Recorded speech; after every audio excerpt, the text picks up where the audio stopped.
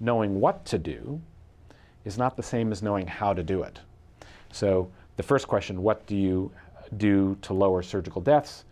Now we knew a how, use a checklist, much as they do in aviation. How do you get people to use a checklist was another puzzle. And over the years, what we found is it's a combination of really needing, you can't just pay them or create a regulation that says you have to do it.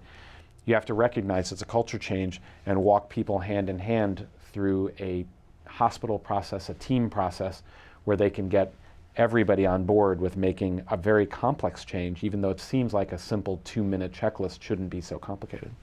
So it's really about culture change, not just ticking off the boxes. Yeah, and leadership. So, you know, surgeons are used to the idea that no one tells us what to do about the way we do our operations. Captain of the ship. Captain of the ship, and I make the rules. Right. The idea that there would be a standardized way for any component of the way that we do things, the way we communicate, the way we plan, the way we work together as a team, that's what the checklist was really doing, was saying we're going to have a scripted way that we discuss what the goals of the operation are, how we were going to get it done. And that was the culture change, to go from Cowboys to pit crews, where we would agree we would really be a pit crew for the patient. And that, I'm finding, is true across many problems in public health. Exactly.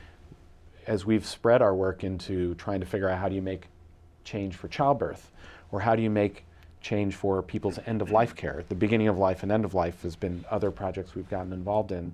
It's been, again, this idea that there are known ways that you can be more effective, and can we make it easy for people to adopt those known ways effectively?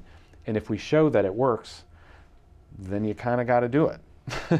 and that's a hard place to come to.